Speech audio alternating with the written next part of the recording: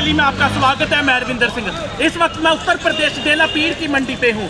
2 दिन पहले खबर लगी थी मंडी में सफाई को लेकर। आज देख रहे हैं इन तस्वीरों को जो अब जो है सफाई हो चुकी है। सिटी न्यूज़ का खबर का बड़ा असर आपको देखने को मिल रहा है। जो डेलापीर मंडी है वहाँ पर सफाई हो चुकी है। यहाँ पर प्याज था, जो गंदी प्याज थी उसका ढेर लगे हुए थे, लेकिन आज जो है सफाई हो चुकी है।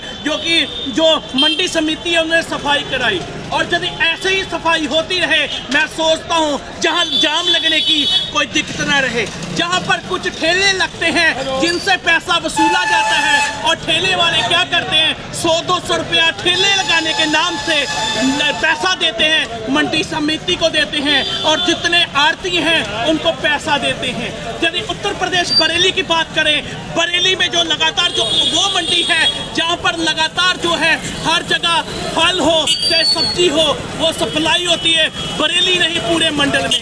यदि पहली खबर लगी जो कि खबर लगी यहाँ पर मंडी की, और मंडी में आपको सफाई देखने को मिल रही है। यदि उत्तर प्रदेश बरेली की बात करते हैं, बरेली में यदि ऐसे ही जो है मंडी समिति सफाई करती रहे, मैं सोचता हूँ मंडी में जाम लगने की कोई जो जाम लगता है वो जाम ना लगे।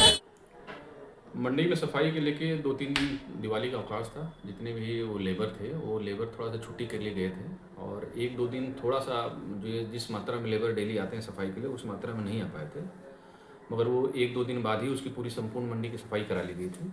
और जो भी कचरा या कूड़ा इकट्ठा था उधर बीच जो मंथ के एंड में मंडी बंद भी रहती है वो भी 1 दिन बंद रही। उसके बाद दिवाली की 2 तारीख को जिस दिन भाई दूज था उस दिन भी मंडी बंद रही है। तो थोड़ी बहुत समस्या थी, 1-2 दिन के लिए समस्या थी, मगर रूटीन में जो सफाई होती है वो रूटीन में सफाई हो गई थी। और रूटीन में सफाई होने के बाद जितना भी कूड़ा था उसका निस्तारण कर दिया गया है।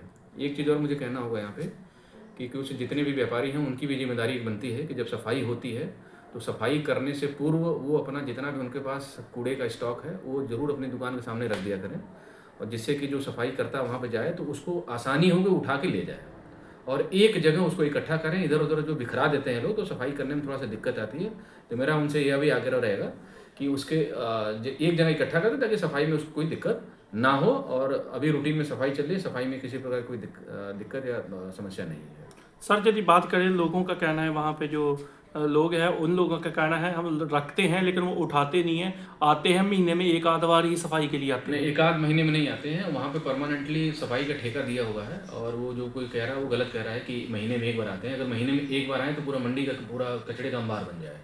नगर निगम से हम लोगों ने टाई अप भी कर रखा है कि जो भी उनका जो चार्जेस है नगर निगम को हम लोग खुद पे कर रहे हैं वहाँ पे, कि यहाँ से कचरा उठा के मंडी के अंदर कहीं इकट्ठा सफाई करने की बात ना रखा है, उसको भी लिफ्टिंग करके हम लोग नगर निगम के डंपिंग ग्राउंड में भेज रहे हैं। तो ये कहना गलत है उन लोगों का। सर पानी की जो लोगों का कहना, पानी की बहुत समस्या है, हमें बहुत दिक्कत हो रही है। पानी की समस्या के लिए हालांकि पानी की सप्लाई है, टंकी भी ओवर हेड टैंक बने हुए हैं, कुछ जगहों पे पाइपलाइन की दिक्कत है। उसका प्रस्ताव ये पूरा मंडी के ही नए रूप से या नए सिरे से ही उसका प्रस्ताव बनवा लिया गया है। प्रस्ताव बनवा के मुख्यालय स्तर पर प्रेषित कर दिया गया है। शीघ्र ही पानी के जो थोड़ी बहुत समस्या उसको भी हम लोग निराकरण कर लेंगे। सर लाइसेंस की बात कर रहे थे कि कितने लोगों का लाइसेंस का मंडी के अंदर लाइसेंस, यहाँ पे जो फल सब्जी मंडी है वहाँ पे तो सैकड़ों की संख्या में लाइसेंस है, दुकानें भी हैं, और जो शेड हैं उस पर भी व्यापारी बैठ के काम करते हैं। तो लाइसेंस तो सैकड़ों की संख्या में यहाँ पे है। तो सर कुछ लोगों के रद्द होने के,